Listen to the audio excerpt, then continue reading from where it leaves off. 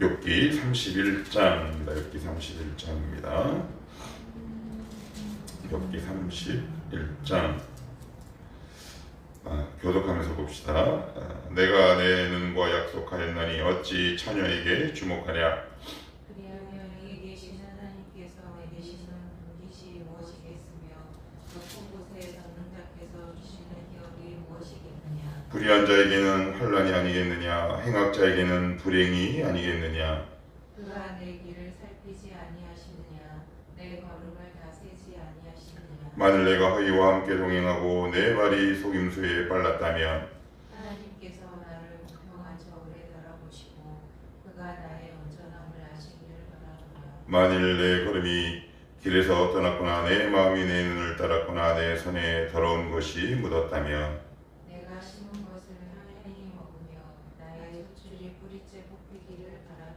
만일 내 마음이 여인에게서 유혹되어 이웃의 문을 엿보아 문에서 숨어 기다렸다면 내 아내가 타인의 맷돌을 누리며 타인과 더러운 침하기를 바라노라. 그것은 참으로 음란한 일이니 재판에 회부할 죄악이요.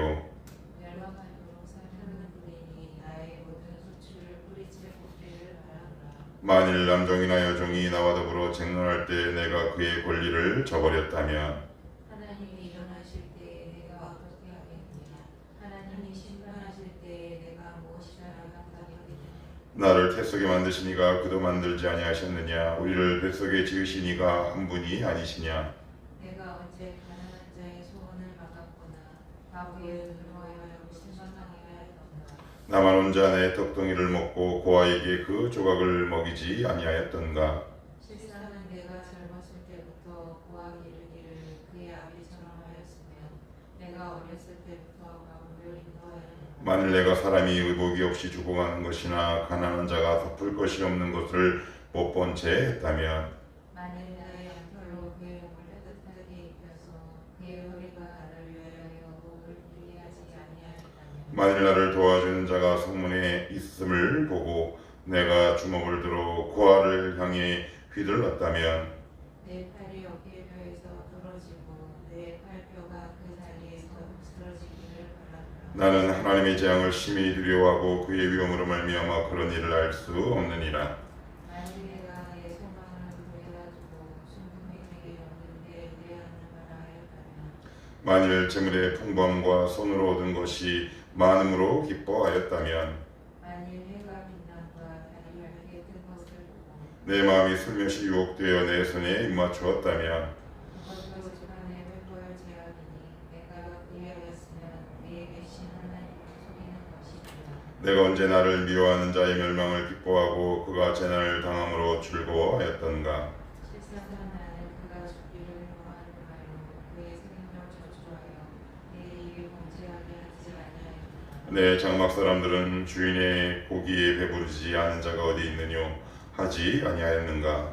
실상은 나그네가 거리에서 자지 아니하도록 나는 행인에게 내 눈을 열어주었다. 내가 언제 다른 사람처럼 내 악행을 숨긴 일이 있거나 나의 죄악을 나의 품에 감추었으며 내가 언제 큰 우리와 여러 종족의 수고와 어려워서 행을 밖으로 나가지 못하고 잠잠하였던가.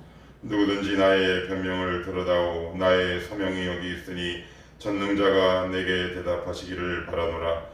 나를 고발하는 자가 있다면 그에게 고소장을 쓰게 하라.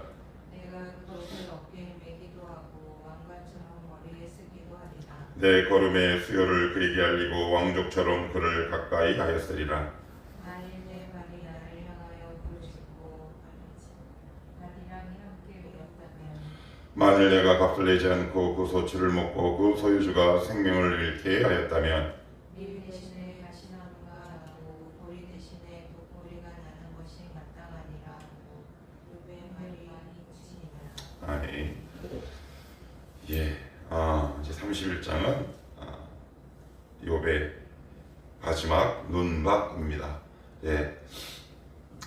새 친구에 관한 마지막 논박이죠. 이 이후로 32장부터 37장까지는 이제 바락엘의 아들 엘리후의 이야기가 이제 등장하고 38장에는 이제 하나님이 욥에게 질문을 합니다. 이제 나중에 이제 말씀을 드리겠지만 다 그 질문을 하시는데 창조에 관한 질문을 하시죠.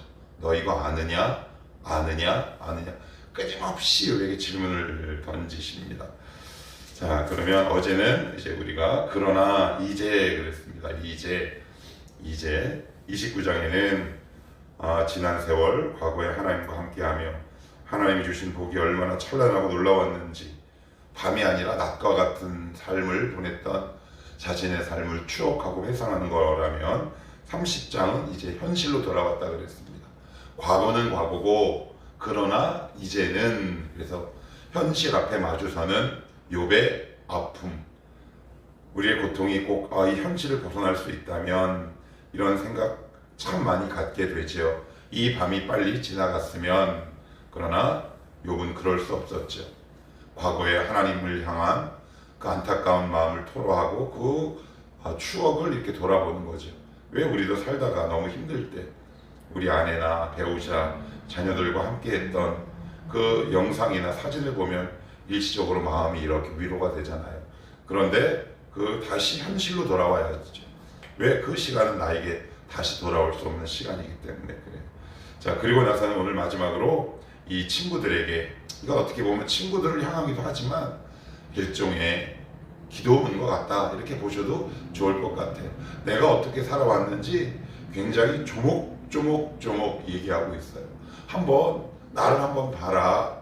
내가 너희들이 얘기한 것처럼 과연 그렇게 살았는지, 그러면 내가 어떻게 살았는지 내가 조금 더 자세하게 얘기해 주마 라는 형식으로 오늘 하나님과 나와 이웃의 관계가 내가 어떻게 정립하고 살아왔는지를 계속해서 이제 논박하고 있는 장면이 나옵니다.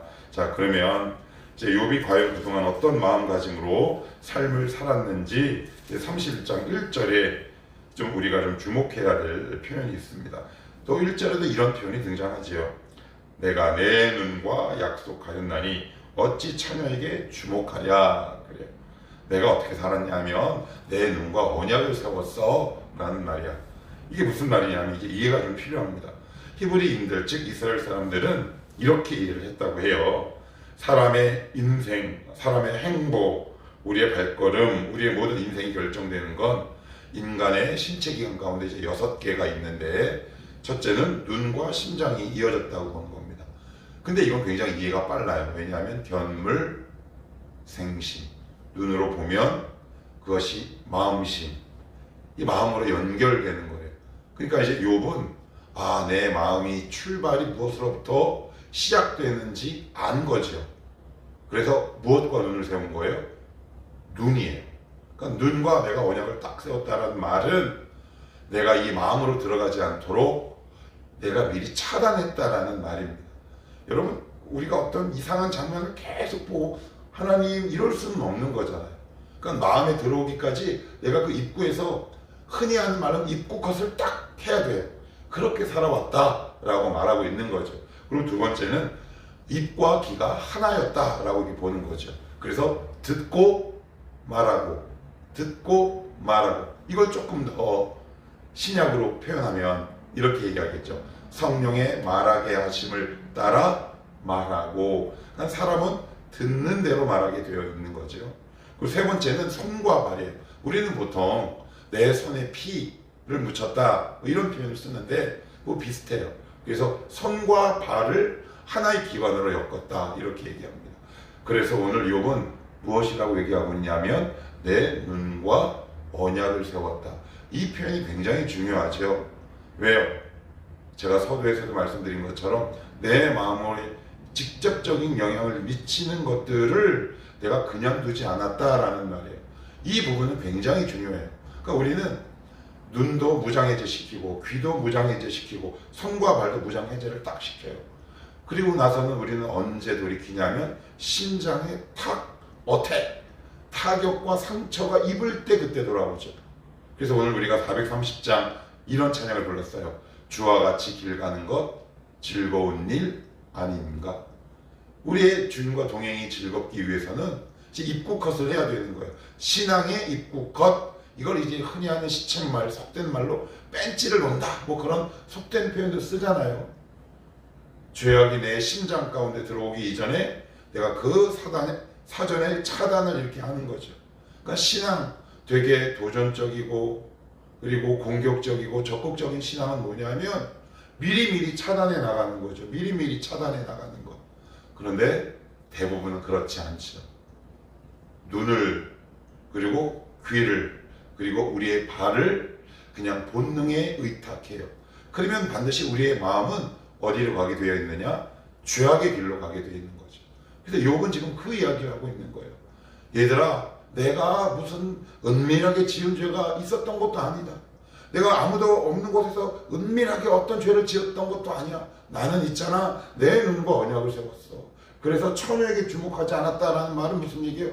나 음란하지 않게 살기로 결단했어. 그 말을 지금 하고 있는데 그 신체 기관을 무엇에 비유하고 있느냐?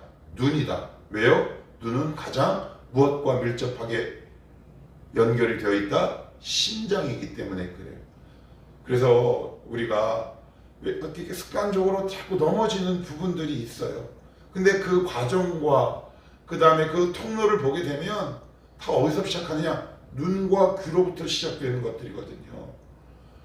이상한 말을 듣고 그것을 말하고 이상한 것을 보고 그것에 의해 내 삶이 움직여지는 거예요. 그러니까 우리가 왜 기도하고 왜 말씀 보는 거느냐?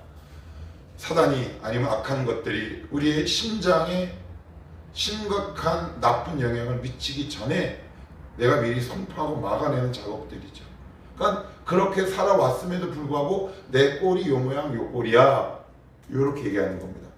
망했다고 사람들이. 그러니까 욥의 마음이 얼마나 아프겠어요.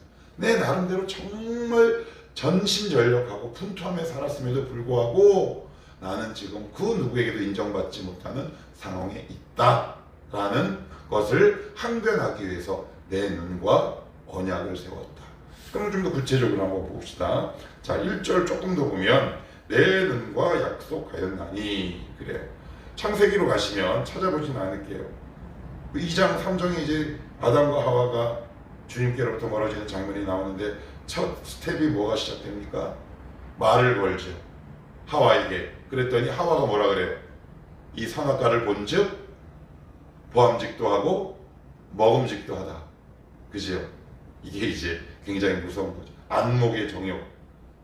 이게 굉장히 우리를 파괴적으로 이끌어가요. 자, 그리고 이제 2절을 보시면 그리하면 위에 계신 하나님께서 내리시는 분기신 무엇이겠으며 높은 곳의 전능자께서 주시는 기업이 무엇이겠느냐? 불의한 자에게는 환난이 아니겠느냐? 행악자에게는 불행이 아니겠느냐? 그가 내 길을 살피지 아니하시느냐? 내 걸음을 다 세지 아니하시느냐? 이건 이제 내가 과거에서부터 지금까지 내가 이러한 마음가짐으로 살았다라고 얘기를 해요. 그러면 이게 무슨 얘기일까요? 과거로부터 지금까지도 내가 지금 이렇게 살아왔다라는 얘기는 과거뿐만 아니라 고난당한 이후에도 내가 이렇게 살아보려고 하나님을 보다 정말 애쓰고 애썼다라는 말을 하고 있는 거예요. 이걸 조금 더 쉽게 예를 들어보면 제가 광고 이야기를 좀 할게요. 여러분도 아마 이거 다 아는 걸 거예요. 아파트 광고 가운데 대상을 여러 가지 받은 광고가 있어요. 신혼 커플이 나옵니다. 그러다가 이제 여행을 가려고 해요. 그랬더니 남편이 거실에서 기다리다가 이렇게 탁 들어옵니다. 그랬더니 부인에게 이렇게 얘기하죠. 왜 이렇게 안 나와? 빨리 나와. 그랬더니 아내가 남편에게 이렇게 물어봐요. 이게 이뻐? 이게 이뻐? 딱 그러니까 남편이 아무거나 입고 다 이뻐. 그랬더니 아내가 나 안 가. 여러분 우리 그런 거 있지요. 내가 이 마땅한 길을 딱 가야 하는데 순간적인 감정과 격분 때문에 나 안 해. 그러지 않았다라는 거. 이건 신앙의 기본 태도를 유지하는데 너무너무 중요한 거. 그런데 순간적인 감정 때문에 내가 지켜야 될 자리를 확 이탈해버린 사람이 있어요. 기대하시라 개봉박도. 고난의 길이 아주 끝없이 열려있을 것이다. 이건 굉장히 중요한 신앙의 자세와 태도예요. 부부끼리 싸울 수 있지. 관계가 틀어질 수도 있어요. 그런데 자기가 맡아야 할 사명, 지켜야 할 자리를 쉽게 확 하고 이탈해요. 물론 특별한 경우가 있죠. 아주 크게 그냥 뭐 싸우면 바람 쐬러 오늘 당신 밥 안 차려줘. 뭐 아니면 뭐 그래 나 오늘 안 들어가. 아주 순간적인 일탈은 있긴 하지만 근데 수시로 그런 일들이 내 안에 있다면 그건 정말 제가 아니라 나를 살펴봐야 하는 거지. 지금 그 얘기를 하고 있는 거예요. 나 과거로부터 지금까지 그리고 고난당한 이 순간까지도 나 있잖아. 이 자리를 정말 벗어날 수 있었음에도 불구하고 나는 이 자리를 딱 하고 지켰다 라는 말을 하고 있는 거예요. 그럼에도 불구하고 고난이 왔으니 욥이 얼마나 헷갈리겠습니까?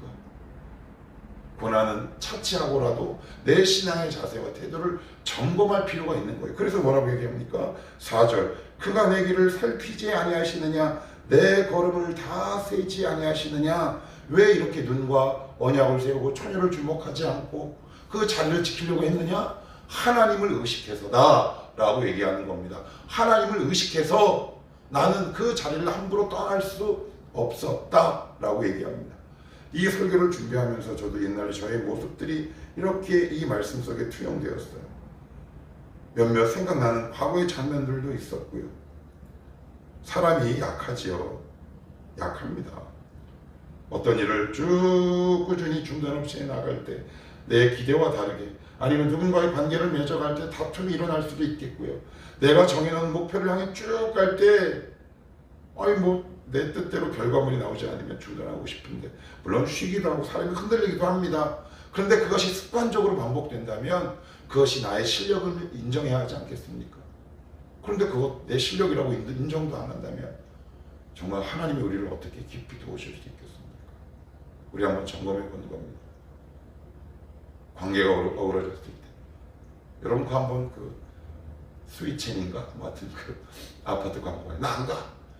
저는 그거 예전에 그 광고 보고 얼마나 제가 도전과 웃음과 찔림이 있었는지 몰라요. 나 안 가. 나 안 해. 막 애죠. 갈 건 가야 됩니다. 할 건 해야 되는 거예요. 지킬 건 지키는 거죠. 예, 그게 신앙 아니겠습니까? 그게 이제 하나님이 주목하시는 우리의 태도 아닐까요? 지금 그 이야기를 하고 있는 겁니다. 하나님을 의식하는 삶을 살았던 거죠. 코람데오의 삶을 살았음에도 불구하고 나에게 닥치는 고난을 너희는 이해할 수 있겠느냐? 라는 차원에서 지금 이 이야기를 하고 있다. 자, 그러면서 계속 이런 이야기를 합니다. 9절에도 보시면 만일, 13절에도 보시면 만일, 19절도 만일, 21절도 만일, 뭐 이런 이야기가 쭉 나옵니다. 자, 우리 7절에 한번 보시면 만일 내 걸음이 길에서 떠났거나 내 마음이 내 눈을 따랐거나 내 손에 더러운 것이 묻었다면 아까 제가 세 가지라고 말씀드렸어요. 발, 눈, 손. 그죠? 예. 이런 것들을 살피며 자기의 인생을 살아왔다. 그리고 이제 9절로부터 저 끝에까지는 이제 조목조목 반박하는 거예요. 자, 9절에 한번 보시면 만일 내 마음이 여인에게 유혹되어 이웃의 문을 엿보아 문에 숨어 기다렸다면 왜냐하면 자기의 무죄를 믿어주지 않으니까 이런 이야기까지 하는 겁니다. 야, 내가 이런 이야기까지 해야 되겠냐? 나 있잖아. 내가 음란한 마음으로 타인의 여인을 취하려는 마음 나 그렇게 살아오지 않았어. 그런데 어떻게 너희는 나를 죄 때문에 망했다고 할 수 있겠느냐? 라고 하는 거죠. 이게 되게 중요한 게 있어요. 뭐냐면 의인은 당당합니다. 의인은 당당해요. 악과 의의 차이점이 있어요. 의로움과 선은 혼자 갈 수 있습니다. 근데 악을 지면 외롭습니다. 악은 반드시 누구를 끌어들이죠. 대표적인 게 우리 주님이세요. 혼자 십자가를 지십니다. 왜요? 우리 주님은 의인이셨기 때문에 그래요. 왜 우리가 주님과 날마다 교제 깊은 관계를 통해서 하나님 앞에 날마다 서는 작업이 우리 가운데 왜 있어야 하냐면 인간은 끊임없이 악이 침투해서 누군가를 이렇게 붙들고 싶은 유혹과 충동들이 생깁니다. 그런데 우리 인생은 언젠간 반드시 홀로 서야 할 사람들이에요. 그래서 날마다 주님 앞에 단독자로 서가는 작업을 해나가지 않으면 우리는 누군가를 이렇게 붙들고 살아가게 됩니다. 그래서 오해하죠. 왜 사랑 안 해줘? 점검하셔야 합니다. 지금 욥은 무슨 얘기냐? 나 이렇게 당당했다. 나 이렇게 당당했다. 부끄러울 게 없다. 그리고 자기 인생을 이렇게 쫙 여는 거죠. 이게 숨기는 것 같으세요? 오픈하는 거죠. 자기의 삶을 쫙 입지적으로 열어 보입니다. 자, 봐봐. 우리의 삶을 그럴 수 있겠습니까? 내 삶을, 내 24시간의 삶을 우리 성도들에게 열어 보일 수 있겠습니까? 그거 할 수 없다면 다시 한번 점검하셔야 합니다. 그래서 우리는 날마다 하나님 앞에 핀셋 교훈을 받아야 돼요. 말씀은 핀셋이잖아요. 곳곳에 작은 것을 톡톡 찍잖아요. 아, 이거였구나. 아, 저거였구나. 그럴 때 우리의 삶이 더 아름답고 거룩해지지 않겠습니까? 그래서 여러분들 이게 단순히 그게 아니라 욥의 인생을 쫙 개문하는 거야. 문을 활짝 열어가는 거죠. 봐봐, 나 여기까지 이렇게 살았어. 이렇게 사실 수 있겠습니까? 아니, 주님이 살게 하실 겁니다. 그것을 성화라고 얘기하고 성장이라고 얘기하고 거룩이라고 얘기를 하죠. 왜 우리가 주님 앞에 날마다 서야 하는가? 나의 삶을 누군가에게 쫙 펼쳤을 때, 저는 나쁜 줄 알았는데 아름답게 살았네. 사람의 칭찬과 더불어 하나님의 칭찬도 받을 수 있는 저와 여러분이 되시기를 축복합니다. 기도합시다.